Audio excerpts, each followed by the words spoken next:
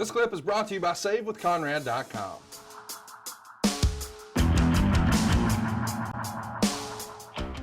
Let's talk about November 10th, 1982. You work a match on TV again in Shreveport. Tony Atlas gets the win that day. Well, this have been your first time working with Tony? What was it like meeting Tony? Yes, sir. And Tony's is a sweetheart of a guy. You know, to this day, he's never changed.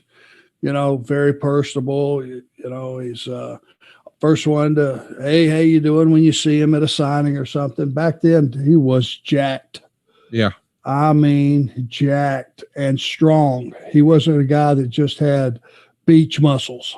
I mean, this guy was heavy, I think plus 500-pound bench presser. Wow. He had no problem pressing me, that's for sure.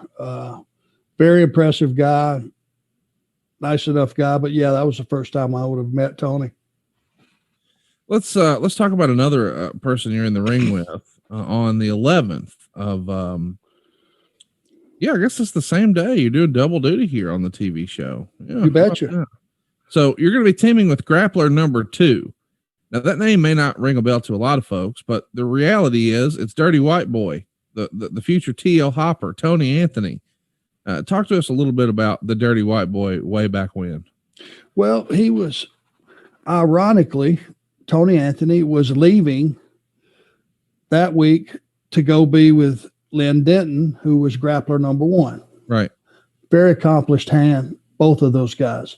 They were going to Dallas, which allowed me to get the extra bedroom in Tim Horner's apartment. So again, we're back to that timing is everything. You know, it really is for everything in this business. And Tony was just a regular guy, man. He wasn't a real big guy. He didn't have a big body, but he was one of those guys that you wanted to have on your crew, him and Lynn Denton, because hell, they could wrestle. They were a good team. They were good individually. They knew how to go out and have a match and lead a guy through a match. I guess Tony would have probably been a year or two ahead of me as far as how long he had been in the business. And he was very good friends with Tim, which meant he was a good guy because Tim Horner has always been a really good guy to me. We know Tony Anthony's going to have big success in the territory days. Of course, Dirty White Boy is going to become a big star for Smoky Mountain Wrestling. And we briefly see him work as an enhancement talent over on the WWF side of things. T.L. Hopper was his regrettable plumber gimmick.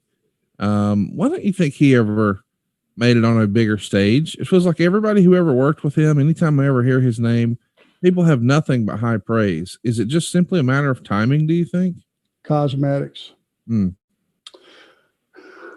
That era, it was starting to evolve into, it's always been about big guys, especially with like WWF.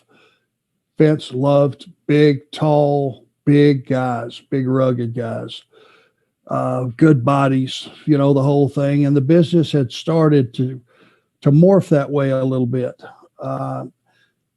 Tony was just an average guy. If he walked in the room, if he was walking around the grocery store, pushing a cart, you would never think twice unless you were just an avid wrestling fan if you saw him. But man, his value and people like him, people like Tim Horner, you know, Brad Armstrong, your seasoned guys that can go out and just have a hell of a match with anybody. That's what he was, and that's where his value was. And you put him with Lynn Denton. They went into Dallas, and I think they had a really, really good run there. Yeah, it is interesting you mentioned that. I think Tony Anthony was only like 5'10", and to your point, he wasn't this jacked up dude, but I can't help but think about guys that had his sort of skill set and profile. Was he born like 10 years too late? Because if he'd have come around the business in the 70s instead of the 80s, you got to think he would have had much more opportunity. There wasn't the expectation that you look like a superhero in the 70s, right? It was more about work rate because there weren't a lot of great bodies. I mean, there were some pretty big guys, but I mean, weight training and steroids and all those things that made you look a lot better. Yeah. Hadn't came along yet. And it wasn't mainstream in the business. I think if Tony would have been even 5 years ahead, he would have had a much better run. because he was very, very talented. He really was. Hey, it's Conrad Thompson. Thanks for checking out the podcast here on YouTube. Be sure to hit the subscribe button and the notifications bell so you get a notice anytime we upload some new content. And go save yourself some money right now. If you're in a 30-year loan or you have credit card debt, it's not a matter of if I can save you money. It's a matter of how much. Find out right now for free at SaveWithConrad.com.